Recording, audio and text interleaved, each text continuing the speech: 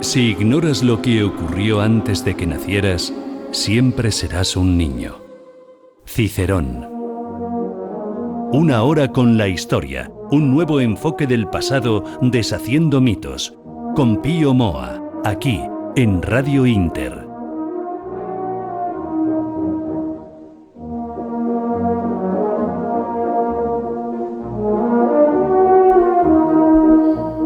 Buenas noches, un sábado más con una hora con la historia.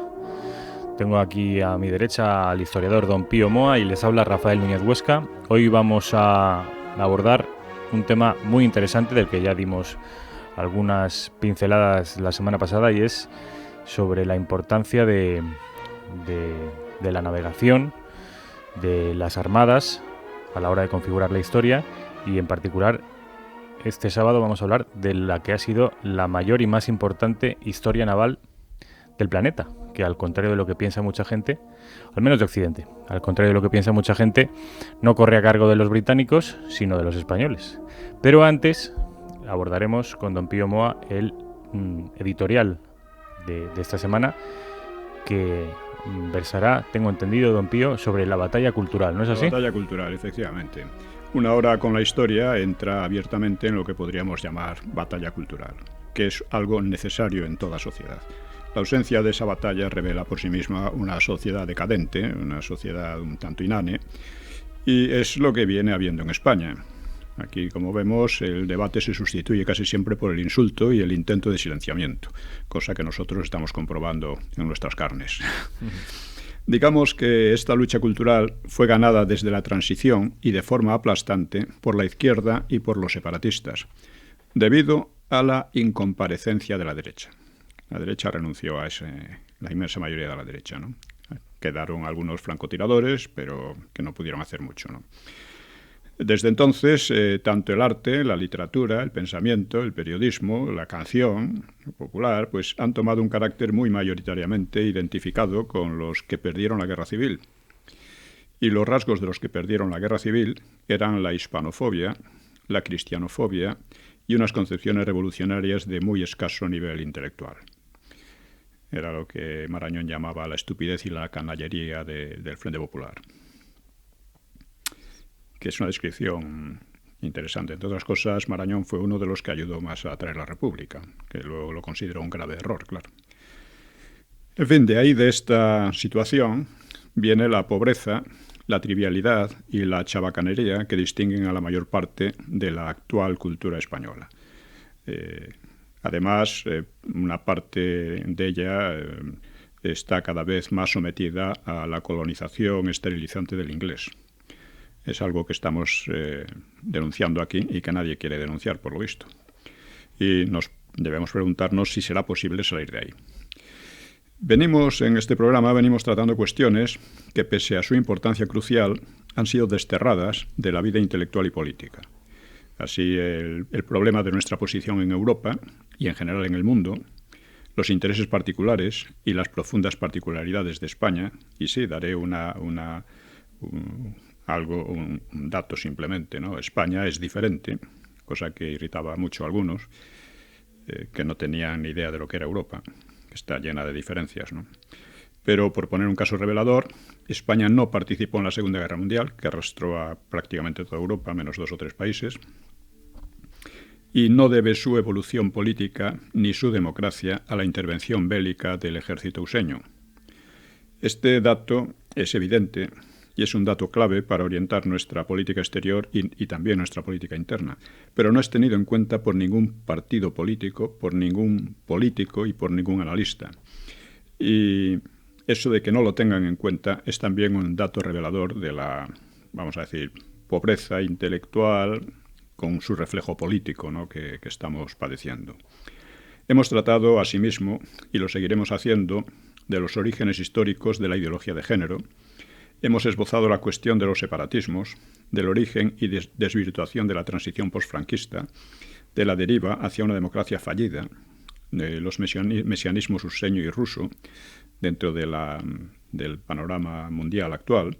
Hemos tratado de popularizar hechos históricos muy mayormente desconocidos en España, como la contraarmada inglesa, de la que hablamos la semana pasada.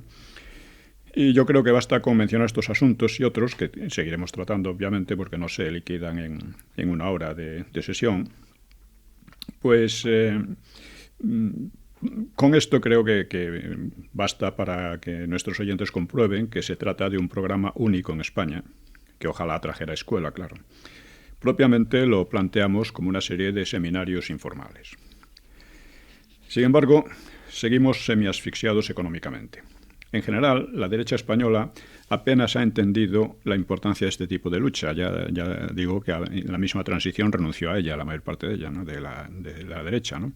De lo que llamamos derecha. Es una palabra muy convencional, pero que bueno, nos sirve, aunque sea vagamente, para orientarnos, ¿no?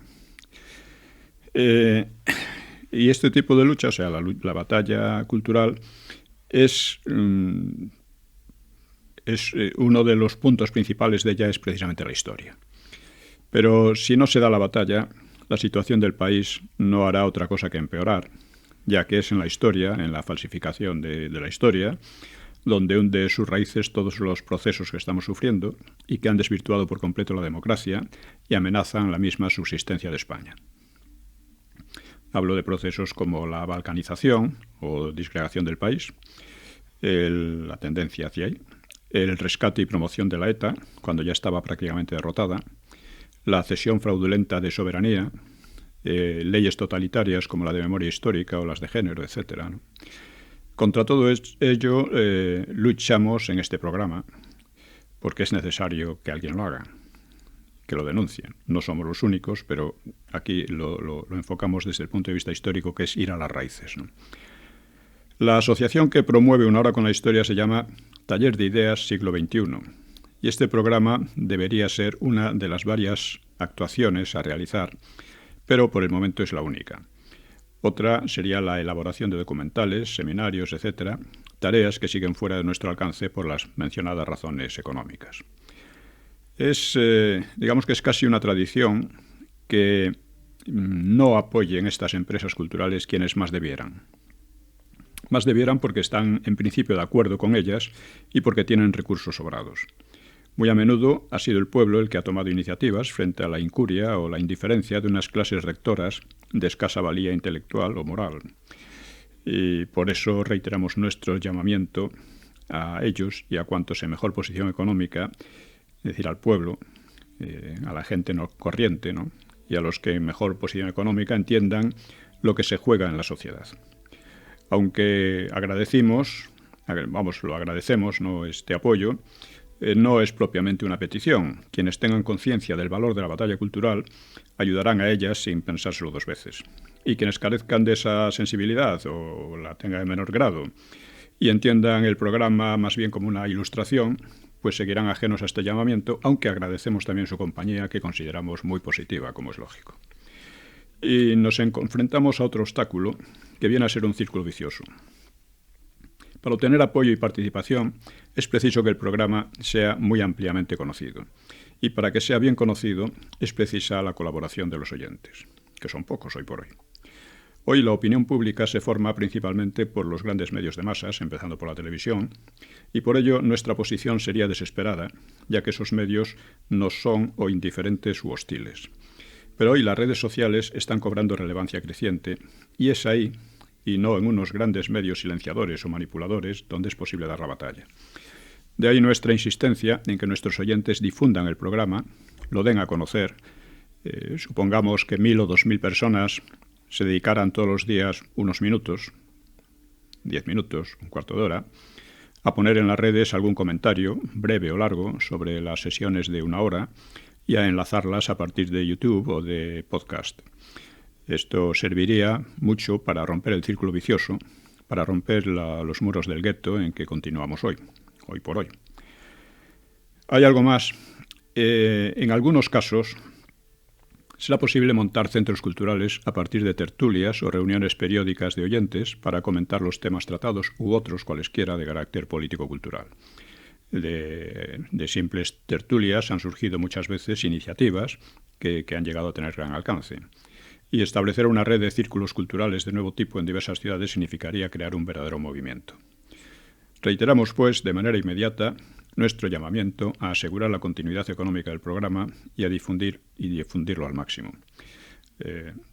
La cuenta para colaborar en Una Hora con la Historia es, ya lo hemos dicho, repito aquí, BBVA ES09 0182 1364 33020 154 3346. Lo pueden comprobar también ver en YouTube. Y un saludo cordial a todos ustedes. Exactamente, don Pío. Esa cuenta bancaria aparece, como nuestros oyentes que nos siguen por medio de YouTube saben, en la página de YouTube, es decir, en la propia careta que aparece cuando uno le da al play para escuchar el programa. Ahí está estática durante 1 hora, por si alguien no ha tenido tiempo de apuntar esa cuenta bancaria del BBVA. Quería preguntarle, don Pío, porque me ha parecido muy interesante, hoy viene usted con una batería de propuestas y de iniciativas para esta batalla cultural. Hábleme de ese proyecto que a día de hoy aún no se puede acometer, y es el de los documentales. ¿Qué idea tiene usted en la cabeza? Bueno, brevemente, yo he pensado, por ejemplo, ahora que estamos con toda esta terrible semana del orgullo homosexual, o sea, hay que estar bastante chiflados para considerar la homosexualidad como un motivo de orgullo. Es una cuestión personal de cada uno, pero la quieren hacer una cuestión de imposición social y política, y eso es lo grave. Bueno, pues yo he pensado, por ejemplo, un documental que creo que sería además muy barato. Se refiere a documental audiovisual, ¿no? Sí, que podría titularse Homofobia. Y ahí simplemente recoger escenas que han aparecido de las jornadas del orgullo homosexual, de todo tipo de declaraciones pro-pederastas, etcétera, de muchos de estos militantes del homosexismo. Todas estas cosas simplemente sin comentarios. Exponerlas durante 1 hora para que la gente, y podría titularse Homofobia, para que la gente vea lo que es eso. Es que no hace falta prácticamente argumentar contra ellos. Basta recoger sus frases, basta recoger sus escenas, basta recoger su enorme obscenidad, la manera como amenazan, como insultan a quien no está de acuerdo con ellos y como pretenden además imponer lo nunca visto, es decir, no ya atacar a la libertad de expresión, atacar a la libertad de sentimientos con ese cuento del odio. Ellos que están cargados de odio, porque eso lo he comprobado muchas veces en las redes sociales cuando he puesto alguna cosa que no les gustaba, a que me han censurado, por ejemplo, en Facebook. ¿Le han censurado por poner qué? Por poner que el primer derecho de un niño es a un padre y una madre reales y no a una parodia de ellos, y que un niño no es una mascota, porque ellos reducen, no, lo que necesita un niño es cariño, sí, una mascota también, pero el derecho del niño es a un padre y una madre de verdad, el primero. Naturalmente puede ser que por accidente no pueda tenerlo, pero es por accidente, y aquí no puede ser por sistema. Y bueno, en fin, por ejemplo, pienso en cosas así. Claro, tendrían que ser documentales baratos, y esto podría ser muy barato. Y se podría hacer de esto, se podría hacer de los políticos principales que tenemos, simplemente citándolos, viendo lo que decían un momento, lo que dicen otro, cómo abordan este problema, este tipo de cosas. Pero vamos, ya digo, eso requiere, aunque puede ser barato, requiere tiempo y también algún dinero, ¿no? Y es por eso por lo que don Pío está, en fin, haciendo pública un número de cuenta para que este proyecto que está en estos momentos escuchando, que es Una Hora con la Historia, y otros muchos que hay en el cajón, como este del documental, puedan ver la luz algún día. De manera que yo también animo a nuestros oyentes a que participen, a que se comprometan y a que entre todos podamos, desde nuestra humilde posición, poder empezar a revertir ese discurso hegemónico cultural que es cierto que está en manos de la izquierda. Imagine lo que sería de ayuda a la democracia una serie de programas que se podría titular Conozca a aquellos que piden su voto. Es coger documental, coger, yo que sé, a Rajoy, a Iglesias, a quien sea, exponer un poco su trayectoria, lo que decían un momento, lo que dejaron de decir en el otro, cómo abordaron tal asunto, tal otro y tal. Esto a la gente, porque la democracia solo puede funcionar si la gente sabe a quién vota, pero hoy la realidad es que la inmensa mayoría de la gente no sabe a quién vota, ni qué programa vota, es todo a través de frases publicitarias, que son falsas en la mayoría de los casos. Bueno, pues esto, por ejemplo, es otro tipo de documental que sería posible. Pero ven, vamos al tema que sí que es otro.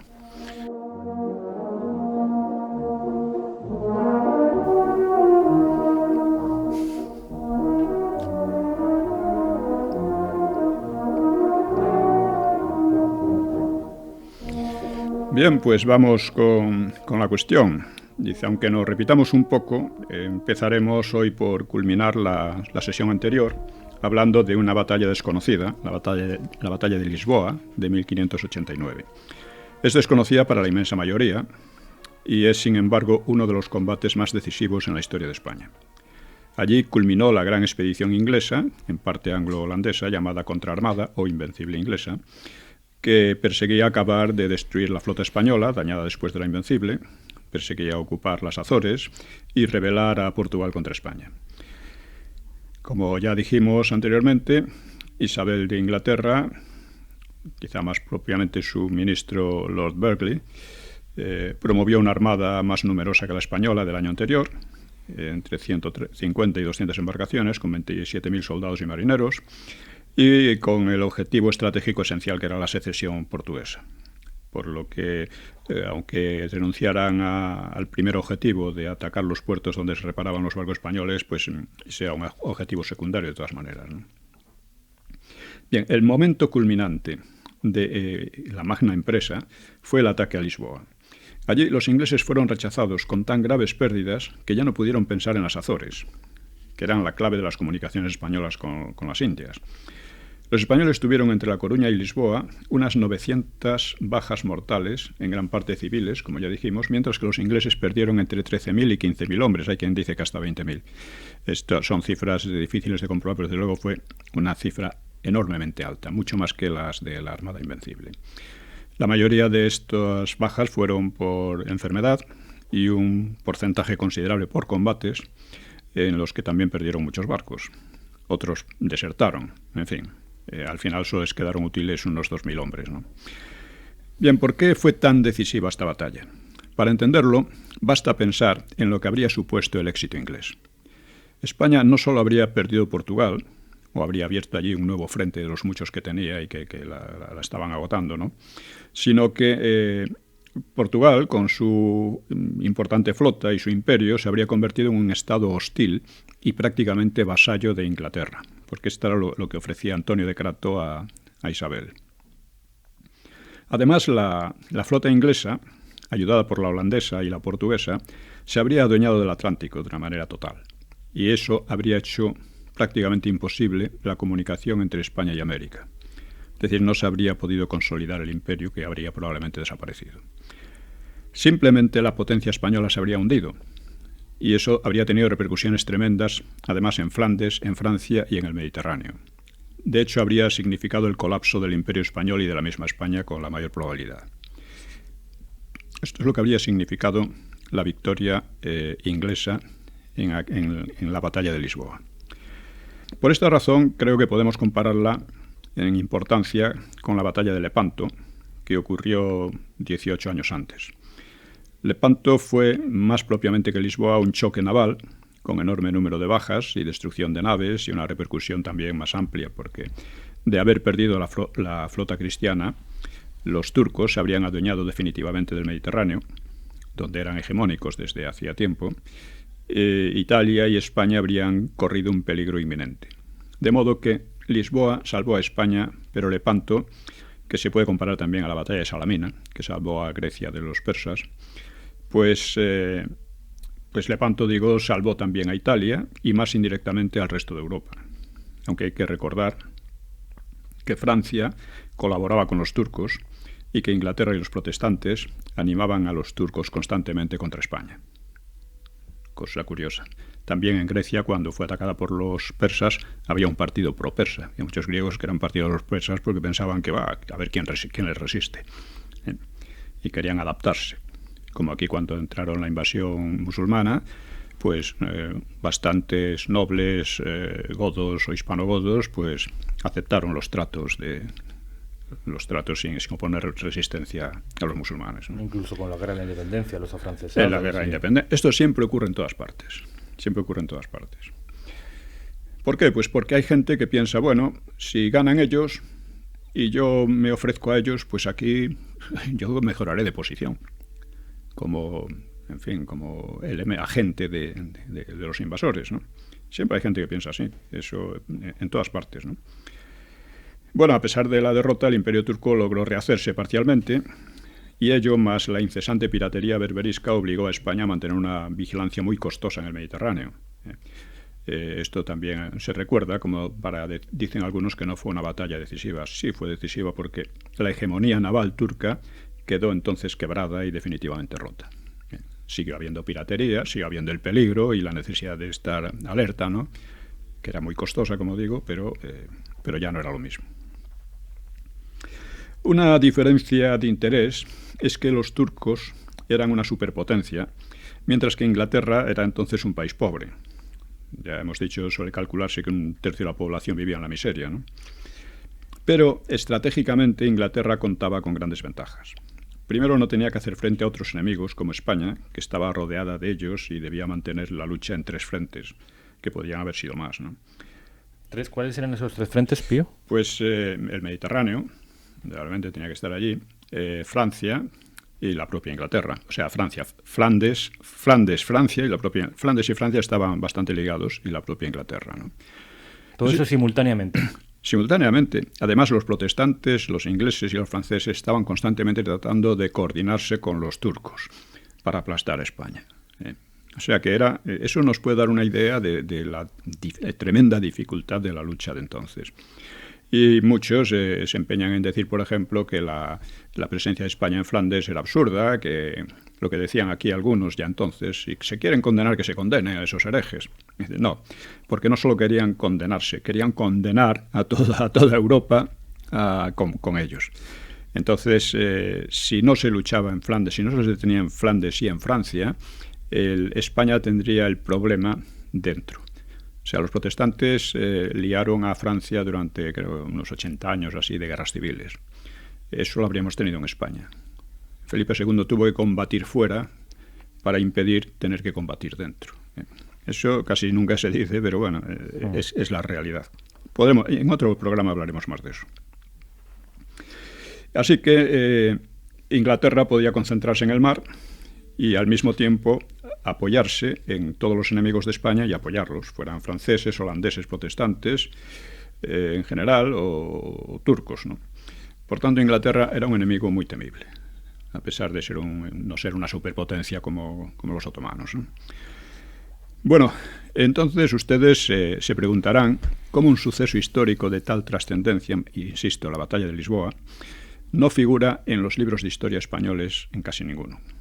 Cuando publiqué Nueva Historia de España le dediqué alguna atención, aunque menos de la que merece, como ya he dicho, y para mi sorpresa, hablando con profesores de historia, no conocían el hecho más allá del episodio de María Pita o del fracaso inglés en Lisboa, como un simple fracaso sin mayor repercusión, porque no le daban la relevancia histórica debida, y que además no lo relacionaban con una empresa de la magnitud de la contraarmada, ¿no?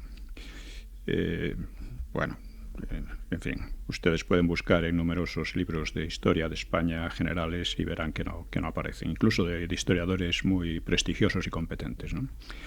Bueno, este olvido tan extraordinario se debe a que, como he dicho en varias ocasiones, y salvo excepciones, la historiografía española suele ser muy detallista, pero con una visión pobre de conjunto y con no mucha agudeza de análisis.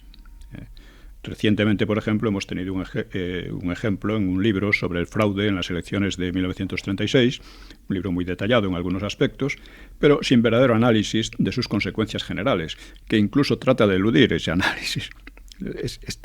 Claro, es una historia a medias, por así decir, ¿no? Y por otra parte, los ingleses tienden a disimular o a olvidar sus fracasos, que es una actitud más sana que la de los españoles más torpes, que son muchísimos, que por lo visto gusta más bien de regodearse en los fracasos de su país y menospreciar sus éxitos, ¿no? Como se recordará, algo parecido ocurría hasta hace cosa de 15 años con otra batalla decisiva, la de Cartagena de Indias, y con Blas de Lezo, un héroe comparable a Nelson, y creo que fui uno de los primeros en recordarlo en Libertad Digital, Y bueno, hoy día es bastante conocido e incluso se ha dedicado una pequeña estatua en Madrid a Blas de Lezo. La estatua se puede comparar con la dedicada por los ingleses a Nelson, ¿no? ¿Que se puede comparar, usted dice? Se puede comparar que la de Blas de Lezo es pequeñita, la de vale, Nelson, vale. Trafalgar... Que no se puede comparar, en realidad. Digo compararla para ver la diferencia. Vale. ¿no? Sí, porque Nelson es, vamos, la estatua de Nelson en Londres es un icono y la de Blas de Lezo es una miniatura, vamos, es una cosa ridícula. Además, a pocos metros de la plaza de Margaret Thatcher. Bueno, ya hemos hablado de eso, pero eso define una situación, ¿no? Define una situación que tiene que ver también con lo que decíamos al principio de la batalla cultural. Bien, pues ya digo, aquella, pues con la batalla de Lisboa, batalla comparable en gran medida a Lepanto, porque salvó a España de una catástrofe, ¿no? Pues pasa algo parecido con aquello de Blas de Lezo y demás. Eso no quiere decir que no existan estudios publicados, algunos muy buenos, y a la última, ¿no? Voy a mencionar el de Luis Gorrochategui, titulado Contraarmada, la mayor catástrofe naval de la historia de Inglaterra, que es publicada por el Ministerio de Defensa. Gorrochategui es profesor de filosofía, pero al mismo tiempo es un excelente historiador, mucho mejor que otros que van de historiadores profesionales por la vida, ¿no? Pero pasa como con Blas de Lezo, ya digo, que era vastamente ignorado por el público y por la universidad hasta hace unos años, aunque no, claro, por los especialistas y por los marinos. Para conmemorar la batalla de Trafalgar, a la que yo creo que la Marina Española no debería haber ido, se envió la fragata Blas de Lezo con toda intención, sin que aquí casi nadie se percatara del significado del gesto, ¿no? Ahora digo, repito, Blas de Lezo, como Álvaro de Bazán y otros, no son inferiores a Nelson. Bueno, pues ahora dentro de todo esto, lo que yo señalo y reclamo aquí es la entrada de la batalla de Lisboa como tal en la historia, con todos los merecimientos, y comparable a la de Lepanto por su repercusión histórica, aun si la de Lepanto fue en el aspecto europeo de mayor envergadura. Las dos salvaron literalmente a España de un desastre de efectos devastadores, ¿no? La batalla de Lisboa de 1589 fue la culminación de una empresa inglesa muy audaz, hecha con todos los medios y en conjunto muy bien planteada, aunque deficientemente realizada. Aún con muchos errores, pero la idea era posible en principio, ¿no? Recuperar estos hechos, popularizarlos sin mentir, es una misión esencial, porque tiene un efecto inspirador y de autoconfianza muy necesario, máxime después de tantos años de propaganda desmoralizadora contra nosotros mismos. Con esto, ya digo, rematamos un poco la sesión anterior, pero vamos a ampliarla ahora.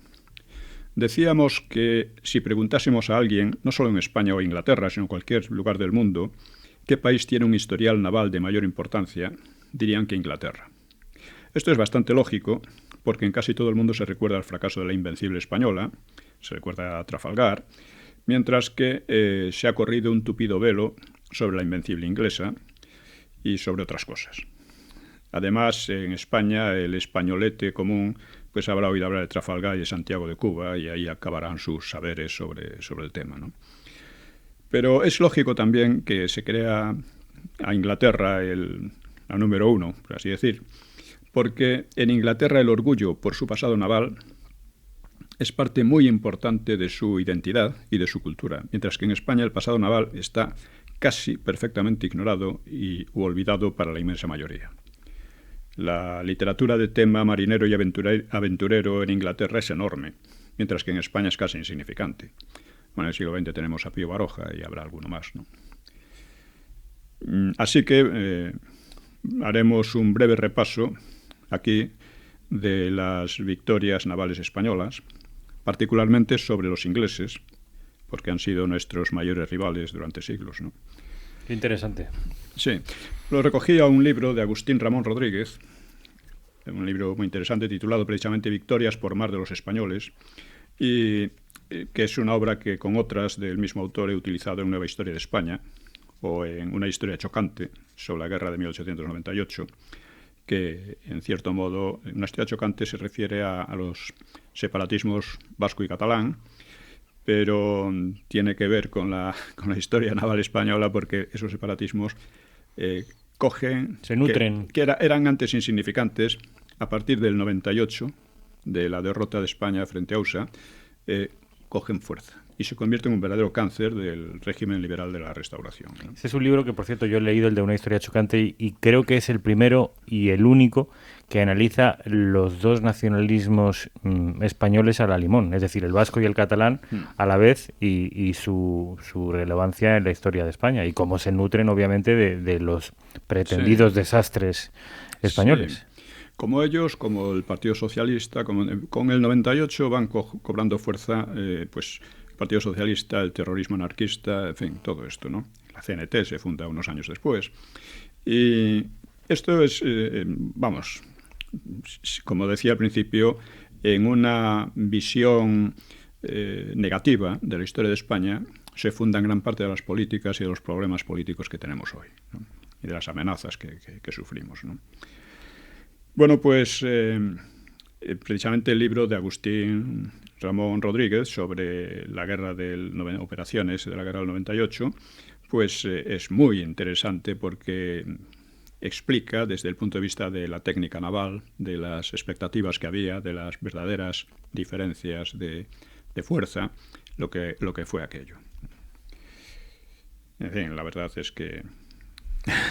En fin, ya hablaremos de esto en otra ocasión, porque si no nos perdemos, ¿no? Pues como digo, aquella fue una batalla también decisiva, la de Santiago de Cuba, en el sentido de que, hombre, no trajo la disgregación de España, pero trajo la crisis profunda del régimen liberal de la Restauración, que estaba, digamos, recuperando a España después de un siglo XIX muy, no sé cómo llamarle, muy convulso. Y es, digamos, tiene que ver también con lo que después pasó hasta llegar a la Guerra Civil. Es decir, las consecuencias materiales, crematísticas de aquella derrota fueron muy pocas, pero las consecuencias morales del 98 fueron seguimos pagándolas hoy. En gran medida, sí. Entonces se creó ya masivamente esa visión denigratoria de España, de su historia, y que es la base de todo lo que se está haciendo aquí, todos estos partidos, ¿no? Todos ellos son... dejémoslo. Bueno, hay que decir que la navegación es uno de los factores principales que han permitido la humanización del planeta. Y que así como ha habido pueblos más de tierra adentro, o incluso pueblos relacionados con el mar, pero poco marineros, ha habido otros mucho más volcados en el mar. En algunos casos por imperativo geográfico, como en el caso de los navegantes polinesios, que son realmente asombrosos a donde llegaban con medios ínfimos, ¿no? O aquí en el Mediterráneo los fenicios, o los griegos, o los vikingos. Y bueno, hoy la navegación se ha hecho muy segura, y barcos enormes pues son manejados por unos pocos especialistas, pero hasta hace relativamente poco tiempo la vida en el mar estaba llena de riesgos y de penalidades. De hecho, los fondos del mar están llenos de decenas de miles, seguramente, de embarcaciones hundidas con sus tripulaciones a lo largo de los siglos. Sin embargo, la atracción del mar ha sido muy fuerte en ciertos grupos humanos. El lema de la Hansa, de la Liga Hanseática, decía navigare necesse est, vivere non necesse. Es decir, navegar es necesario, vivir no. Esta era una frase que está sacada de otra atribuida al romano Pompeyo, cuando sus marineros estaba el mar muy embravecido y él creía que era absolutamente necesario salir y dijo esta frase. Porque los otros estaban un poco asustados. ¿Cómo vamos a salir en estas condiciones? Bueno, pues... Vivir no es necesario, navegar sí. Navegar sí. Es una frase curiosa. Sí, sí. Hay que pensar en lo que eran grupos bastante numerosos de hombres metidos en lo que hoy nos parecen cáscaras de nuez, forzados además a una convivencia muy estrecha y por eso mismo muy difícil, que exigía una disciplina férrea y exigía también un espíritu de aventura, o lo que se llama un espíritu muy esforzado, ¿no? que se decía en el siglo XVI, buscando generalmente algún tipo de ganancia azarosa, muy azarosa, porque la pérdida de la vida no era una cosa demasiado rara, o hacer la guerra a los enemigos, ¿no? Ya digo que el fondo del mar debe estar sembrado de miles de barcos, ¿no? En la tragedia Antígona se describe al ser humano como el mayor prodigio y el mayor misterio de la naturaleza. Es una expresión que habla de... tiene la idea de misterio, de terrible, de algo terrible y tal, y de prodigioso al mismo tiempo, ¿no? Y empieza por decir, el primer rasgo del ser humano dice: cruza los espumeantes mares agitados por los vientos impetuosos y desafía las alborotadas olas que en torno a él se encrespan y braman. Explica muy bien esto, ¿no? En fin, por no extenderse sobre ese espíritu, podemos citar una cosa que me llamó la atención del almirante Dönitz, que dirigió el arma submarina alemana en la Segunda Guerra Mundial, comentando, o sea, la vida en los submarinos es tremenda, ¿no? Es una vida de mucha gente en un espacio estrechísimo, ¿no? Conviviendo, ¿no?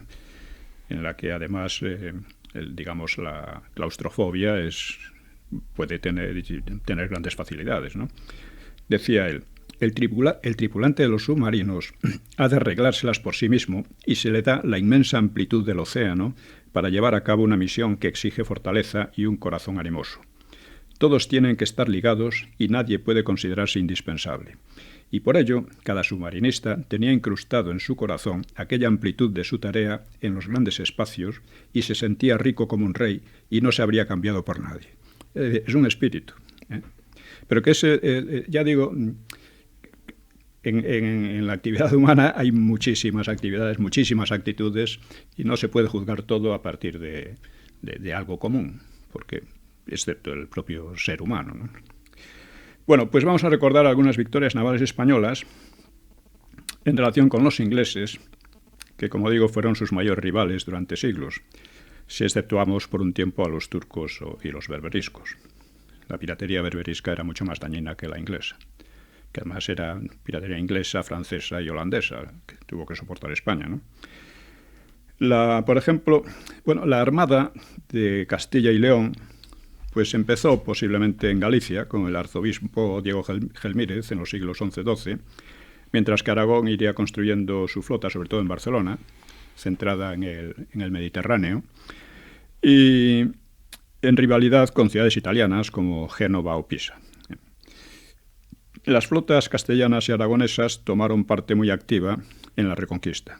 Durante siglos sus acciones fuera de la aragonesa más, en el Mediterráneo, pero fuera del ámbito peninsular pues no fueron muy importantes. Quizá una de las acciones más importantes fue la toma de Sevilla en el siglo XIII con Fernando III, ¿no?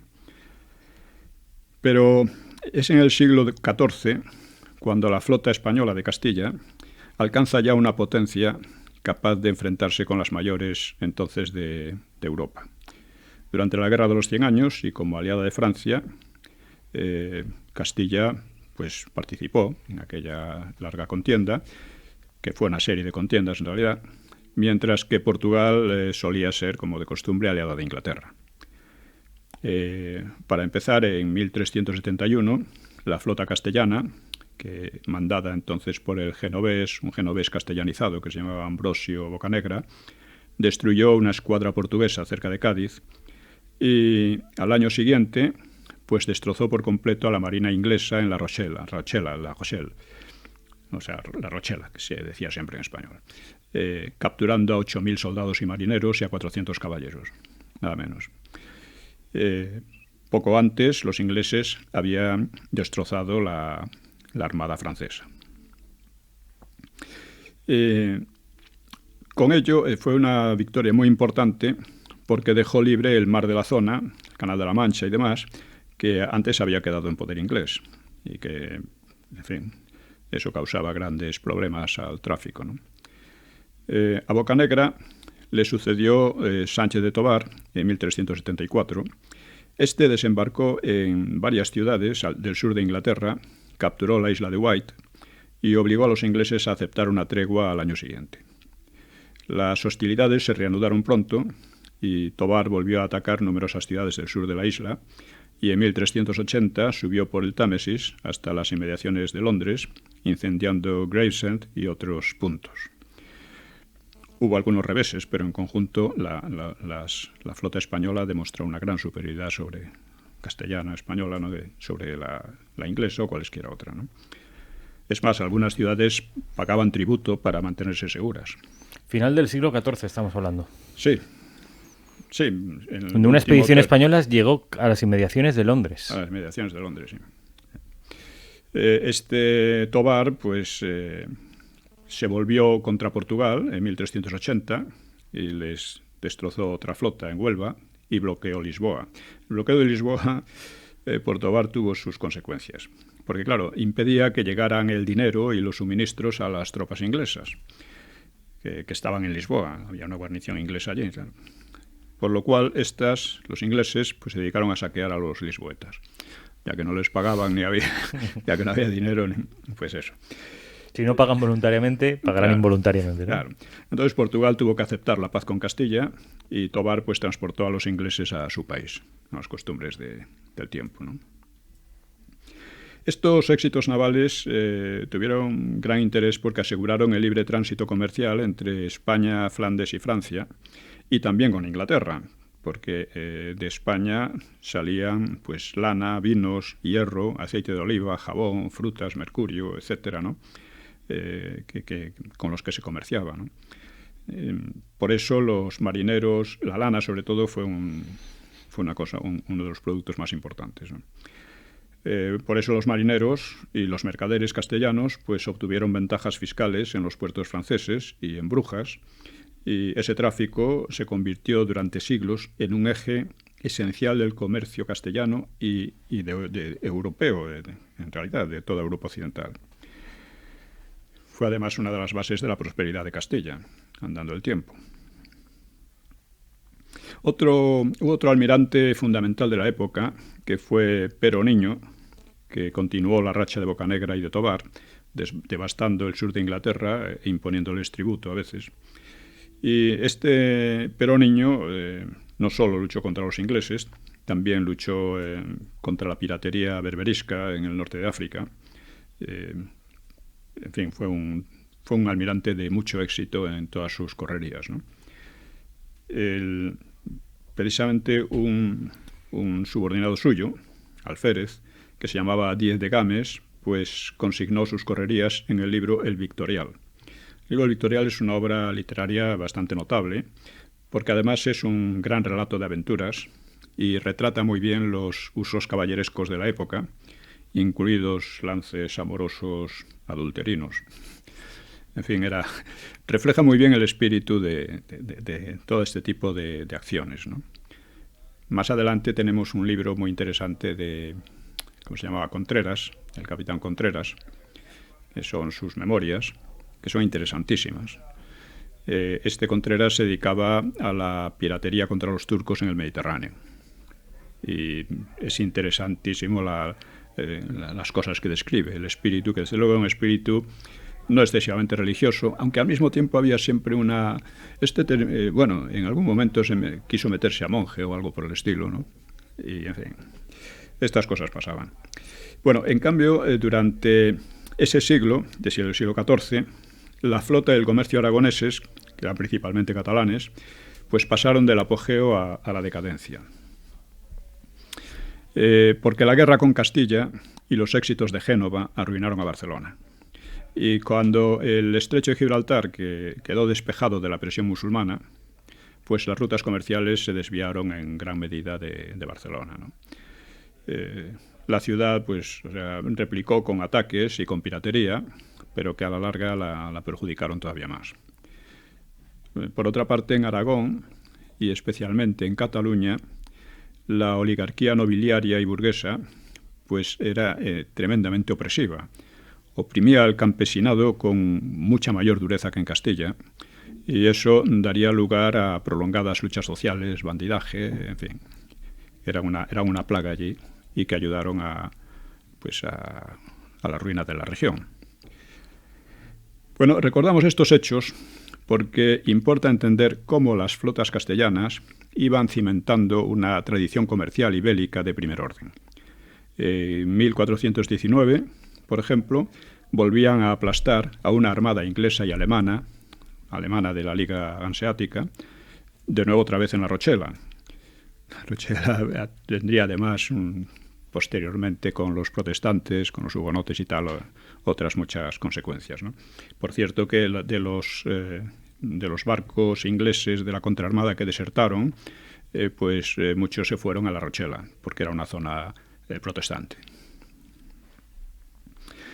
En fin, era una lucha permanente contra la piratería berberisca e inglesa, atacando a sus bases, etcétera. Esto es lo que había, ¿no? Puede ser que Castilla era ya el primer poder naval del occidente europeo. Tenemos una idea de Castilla como una potencia de tierra adentro, ¿no? Porque pensamos en Castilla como las dos Castillas, Castilla la Vieja y Castilla la Nueva. Pero Castilla entonces se llamaba, el Reino de Castilla, pues incluía cosas tampoco castellanas como Galicia, como Andalucía, como Vascongadas, León, etcétera, ¿no? Pero era ya un conglomerado muy, muy fuertemente organizado, ¿no? Y estructurado, ¿no? Es decir, esta tradición naval que se estaba asentando prácticamente desde el siglo XII, ¿no? Pues ayuda a entender por qué España fue el país descubridor de América hacia finales del siglo XV. Es decir, no fue una casualidad, más que en parte. Siempre hubo algo de casualidad, ¿no? Pero básicamente España disponía ya de una experiencia y capacidad navales de primer orden. Más o menos por la misma época, Portugal emprendía sus espectaculares empresas marítimas, ¿no? Por las costas de África y por el Índico. No sé si vamos bien de tiempo. Nos quedan exactamente 10 minutos, Pío. Bueno, pues vamos a seguir entonces. Sí. Como decíamos, la opinión casi universal, y por supuesto también en España, es que las mayores hazañas y méritos navales de cualquier clase corresponden a Inglaterra. Y sin embargo, me parece claro que ello no es así. Así que vamos de nuevo a los hechos. En cuanto al descubrimiento de América, hay que decir que América no fue descubierta ni por los indios aborígenes ni por los vikingos, como a veces se dice, ¿no? Ya estaban allí, bueno, sí, los indios, ¿no? Pero descubrir significa algo más que llegar a un lugar sin tener ni idea de dónde se está. Los indios americanos descubrieron su propio continente cuando fue descubierto por los españoles. Antes simplemente vivían allí, unos pueblos eran ignorantes de otros, pueblos indios, y todos ellos eran ignorantes del resto del mundo. Y por lo que se refiere a los vikingos, parece cierto que llegaron a la península de Labrador y quizá a algún otro lugar, aprovechando las distancias mucho menores entre islas del Atlántico Norte, pero se retiraron enseguida y les pasaba lo mismo que a los indios, no tenían ni idea, no podían relacionar aquello ni con Europa ni con el conjunto del mundo, no digamos ya, ¿no? Y con esto, con el descubrimiento de América, entramos en la gran época de la Marina Española, que durará 3 siglos largos hasta la batalla de Trafalgar. Durante este tiempo, España mantiene su hegemonía naval hasta principios del siglo XVII, permanece después como una potencia importante, aunque en declive. En el siglo XVIII recupera gran parte de su fuerza y, por ejemplo, es capaz de infligir a la Armada inglesa otro desastre del calibre de la contraarmada, ¿no? La batalla de Cartagena de Indias en 1741. Además, los barcos españoles llegaban por primera vez a Alaska. Allí se encuentran con los rusos que bajaban desde Siberia y también con los ingleses que llegaban allí. Pero vamos, es una muestra de la importancia que tenía la Armada española en el siglo XVIII, ¿no? Pero no solo deben señalarse las victorias bélicas, por una parte están los descubrimientos, pero hay que señalar que los barcos españoles no solo descubrieron un continente y exploraron largamente sus costas, sino que también cruzaron por primera vez el océano más grande del mundo, el Pacífico. Lo exploraron en varias direcciones y descubrieron un gran número de islas. Y además barcos españoles fueron también los primeros en dar la vuelta al mundo, demostrando empíricamente la esfericidad de la Tierra. Una hazaña absolutamente sin precedentes en la historia humana. Elcano, sí. Pero Magallanes Elcano. Pero quiero decir que son hazañas de nuevas en toda la historia de la humanidad. Otras numerosas empresas navales pues establecieron por primera vez desde el comienzo de la historia humana el conocimiento y la comunicación comercial entre todos los continentes de la Tierra, uniéndolos por rutas marítimas. O sea, solo estos hechos, que aquí resumimos al máximo, ¿no?, permiten afirmar que el historial naval español es, con diferencia, el más importante de la historia humana. Creo que no supone la menor patriotería decirlo, pues es una constatación evidente, ¿no? Lo cual tampoco resta méritos a las hazañas inglesas, pero debe admitirse que estas fueron posteriores y que se realizaron en gran medida siguiendo las líneas y las huellas de los españoles y aprendiendo de sus técnicas, de su cartografía y de sus experiencias. Esto hay que ver las cosas en su perspectiva.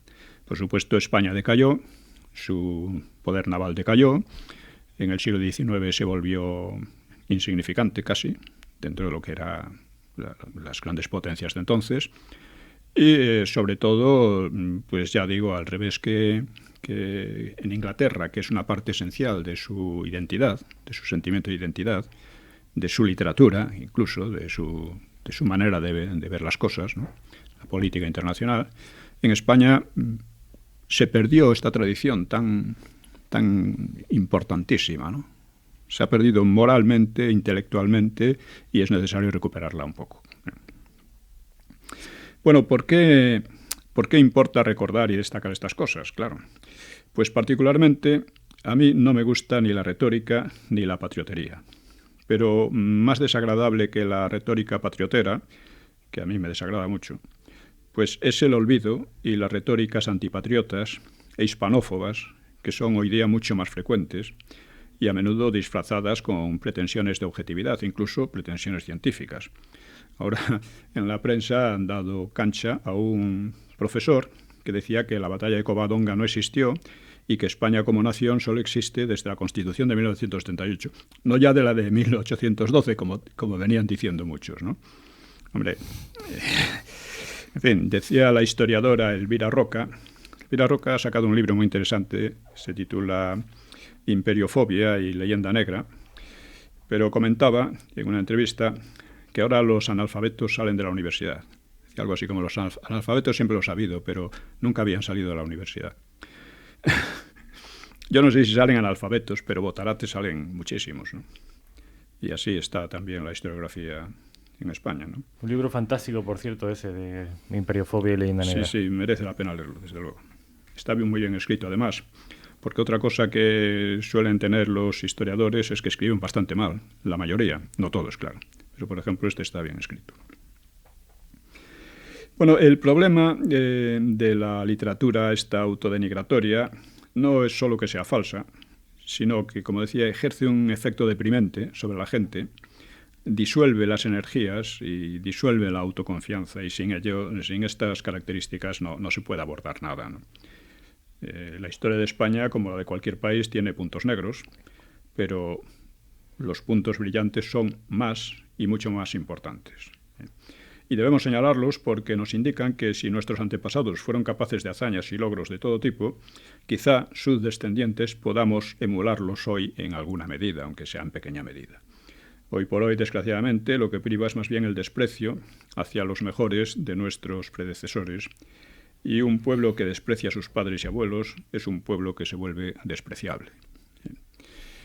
Y, en fin, podríamos hablar mucho más ampliamente de todo esto, pero condensarlo en una hora, haciéndolo inteligible y claro, pues es un trabajo también un poco difícil. Yo creo, sin embargo, que lo ha conseguido usted y yo quería hacer una pregunta a don Pío, y es, ¿por qué a pesar de todo esto los españoles tenemos esa afición por fustigarnos, por la autoflagelación, por como decía Julián Marías al respecto de los socialistas, de tener una imagen negativa de nuestra propia historia y nuestra propia identidad? ¿Por qué, teniendo una de las historias más brillantes, más gloriosas y de las pocas que han modificado el cauce de la historia, nos tenemos por tan poquita cosa? Bueno, para eso hay que ya en el siglo XVI empezó la leyenda negra y la empezó un fraile medio chiflado, Bartolomé de las Casas, que se ha convertido en una especie de icono del progresismo mundial, precisamente porque denigró de una manera, pero sobre todo no es que la denigrara, tú ves una cosa mala y porque la vas a poner bien, ¿no? Pero es que exageraba, falseaba e inventaba las cosas. En el libro Nueva Historia de España, uno de los capítulos lo dedicó a analizar las exposiciones que hacía Bartolomé de las Casas sobre los números la conquista imposibles de la demografía, el todo peso demográfico. Pero la propia concepción de que los indios serán algo así como seres humanos perfectos, virtuosos y buenísimos, ¿no? Y el mito del buen salvaje. Es el mito del buen salvaje que luego volvió a hacer estragos y ser una de las bases de los totalitarismos posteriores, ¿no? En la Ilustración y demás, ¿no? Bueno, pues este es un ejemplo. Quevedo ya se queja de que muchos españoles están siempre atacando a España y poniéndola como inferior a otros países. En España defendida, tiene un libro dedicado exclusivamente a eso, a defender a España. Pero eso entonces no era una cosa demasiado grave, porque la mayor parte de los españoles tenían patriotismo y una conciencia de sí mismos muy fuerte, incluso excesiva a veces. Pero a partir de, primero en el siglo XIX, ya a través quizá de la masonería, en fin, lo que sea, del influjo francés e inglés en España. El siglo XIX es un siglo inglés en España, en gran medida, ¿no? Pues ya hay una tendencia al autodesprecio, que todavía no es demasiado importante, pero a partir del 98, como dije, esto ya se convierte casi en un deporte de los intelectuales, de los literatos, de casi toda la gente influyente, que es además la que orienta, porque además va combinado no solo con la derrota ante USA, ¿no? Que los useños lo interpretaron y los ingleses la interpretaron racistamente como una muestra de la superioridad del elemento germánico sobre el elemento latino. Era una prueba racial de la superioridad racial, ¿no? Bueno, pues esto en España se complicó con el auge también del marxismo y del anarquismo. Para ellos, todo, no solo la historia de España, sino en general la historia de todos los países era desastrosa, porque era la historia de la explotación, de la miseria de las masas, etc. Y ellos detestaban todo eso. Entonces, la historia de España, para ellos era una cosa negativa, por fuerza. Y lo que decía Julián Marías del PSOE, pues que sigue siendo la realidad hoy, es que tiene una visión negativa de la historia de España, que quieren sustituirla por una visión propia que intelectualmente no vale nada y que moralmente conduce a algún tipo de totalitarismo y a algún tipo de destrucción de la propia España. O sea, la historia de España en el siglo XX se puede resumir en una lucha entre los partidarios de España, o sea, de mantener a España, la nación española, con su cultura tradicional, y los contrarios. El problema es que parte de los partidarios de la cultura tradicional y de la unidad de España eran a menudo intelectualmente muy romos también, muy faltos de agudeza. Entonces esto facilitaba mucho la labor de los contrarios. Aquí lo hemos visto también en relación con el franquismo, cuando después de la muerte de Franco, muchos que trataban de defender a Franco, al franquismo, lo hacían con unos argumentos tan pobres y tan tontos que lo que hacían era facilitar armas a los contrarios. Esto, como ha dicho Ricardo La Cierva, y es bastante cierto. Proveer de munición argumental al contrario. Claro. Don Pío, yo creo que ha sido... No sé, yo he estado presente en todos los programas de Una Hora con la Historia y pienso que es el más interesante, al menos el que más me ha interesado a mí personalmente. Les animo, por tanto, a todos ustedes que nos están escuchando a que compartan este programa, a que lo viralicen, a que lo manden por correo electrónico, a que hablen de él a sus amigos y familiares y a que utilicen las redes sociales para hacerlo llegar y para, como decíamos al principio del programa, dinamizar esa batalla cultural por la verdad y por el rigor histórico. Don Pío Moa, buenas noches y muchas gracias. Buenas noches y buenas noches a nuestros sufridos y amables oyentes. Nos vemos la semana que viene con otra hora más con la historia.